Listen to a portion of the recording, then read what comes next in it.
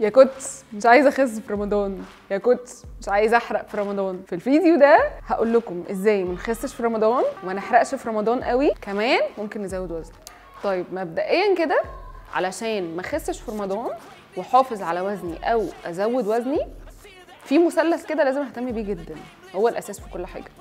اول حاجه ان انا اتغذى كويس، وهقول لكم تريكات اللي تظبط معانا الدنيا. تاني حاجه ان انا اتمرن كويس. تالت حاجه ان انا انام كويس. التغذيه السليمه علشان نظبط التغذيه بتاعتنا ونتمرن، التغذيه الصح هي اللي هتظبط وزني. طيب التمرين هو اللي هيوظف التغذيه دي تروح فين، الطريق بتاعها ازاي. النوم الكويس هو اللي هيخلي العمليه دي كلها تتم. اول بوينت وهي التغذيه السليمه.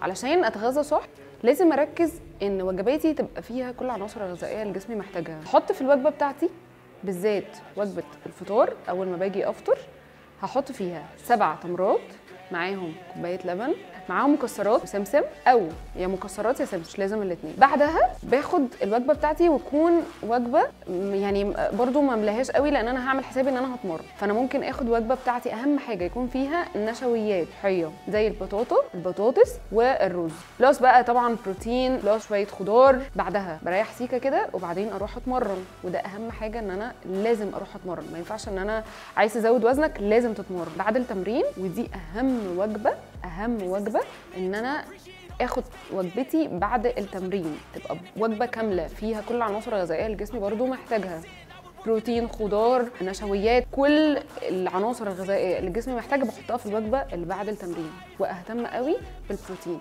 الوجبه اللي قبل التمرين اهتم يكون فيها كارب، الوجبه اللي بعد التمرين اهتم ان هي يكون فيها بروتين. انا كده خلصت الجزء الفطار والتمرين ووجبه بعد التمرين. من بعد التمرين ووجبتي ابتدي بقى كل ساعه لساعتين اخد مشروب يكون مشروب فيه سعرات حراريه عاليه. طيب كل ساعه هتعدي عليا من بعد الوجبه بتاعتي اهتم تكون فيها سعرات حراريه عاليه. ليه بقى اخد مشروبات؟ اخد مشروبات علشان معدتي ما تتملاش قوي وكمان تمتص بسرعه. لو انا اخدت وجبات مش هتمتص بسرعه وهيكون فيها، لو انا مثلا اخدت خضار او فاكهه او غيره، اليافها بتبقى عاليه فبتاخد وقت طويل عبال ما انا اجوع علشان وجبه ثانيه. لكن غير المشروبات بيكون امتصاصها اسرع وبتتهضم بسرعه، فقشطه ممكن كل ساعه لساعتين اخد مشروب.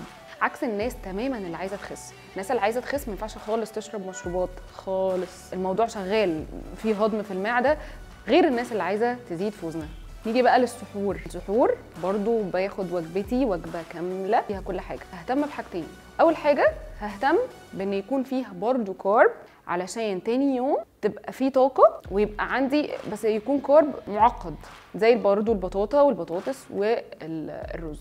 الحاجه التانيه هو المشروب، نفس المشروب اللي فطرت بيه بس ممكن ابدل حاجات. يعني انا هحط كوبايه لبن برضو معاها سمسم او مكسرات، اي نوع مكسرات بتحبوها، معاها زبده فول سوداني، هحط فيها زبده فول سوداني. يبقى انا اهتم فات وكربوهيدرات وبروتين وخضار وفاكهه، لازم اهتم بكل دول يبقوا في وجباتي.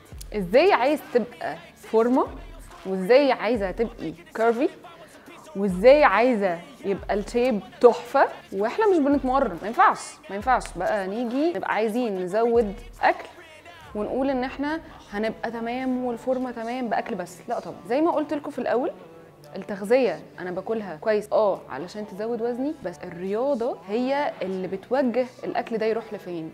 يروح فاتس ونربي بقى كرش ونربي ارضيه في شيب وحش، ولا الشيب يبقى احلى، ماسلز تبقى احلى، اعصابنا تبقى اقوى، يبقى طبعا لازم نتمرن. يبقى احنا كده اتفقنا انا لازم اتمرن ما يقلش تمريني عن ساعه الا ربع ساعه، ما يقلش عن كده وما يزيدش برضو، يعني ما يعديش ساعه ونص ساعتين. الحاجه الثانيه هو انا لازم اتمرن لحد ما احس بالعضله، لازم احس بالعضله اللي انا شغال عليها وان انا بتمرن عليها. الحاجه الثالثه هو انني لازم اعمل ثباتات كتير وانا بتمرن علشان اعصابي تبقى قويه كده. بالنسبه بقى للنوم، ودي اخر بوينت واهم بوينت فيهم كلهم، هو اني لازم انام نوم عميق جدا. لازم اهيئ الجو للنوم. يا ريت ما نعملش اي حاجه على السرير ان انا اتملكع او ان انا افكر او ان انا امسك الموبايل كتير. خلي السرير للنوم تماما انام 7-8 ساعات عشان العمليه دي تتم. يعني لازم انام نوم عميق جدا وابقى مفضي دماغي خالص عشان اهدي الدنيا وانام. ويا ريت اقعد شويه كده قبل النوم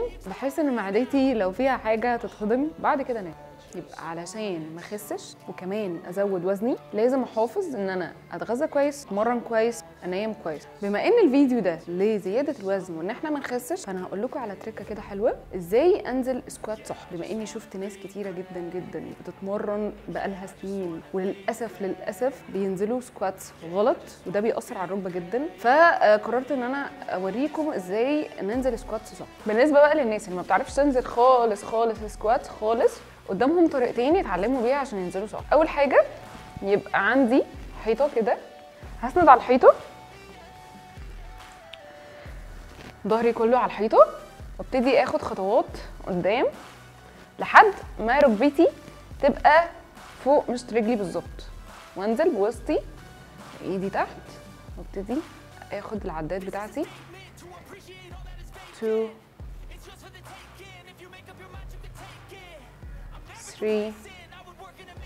مرة على مرة هتعلم ازاي انزل سكوات.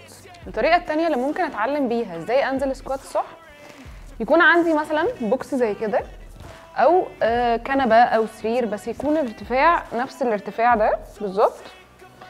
ببتدي ابعد شوية عن البوكس واظبط رجلي، وابتدي اقعد اظبط رجلي واقوم اقعد واقوم.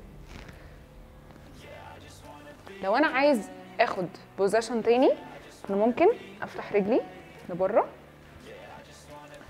برضو، اقوم اقعد واقوم لحد ما اتعود عليه. بقى اللي بتتمرن اصلا وبينزلوا سكواتس غلط يركزوا معايا هنعمل ايه. اول حاجه انا بفتح رجلي كده، مشطين رجلي لقدام. لو انا عايزه افتح اكتر بوسع رجلي كده من بره. هبتدي انزل،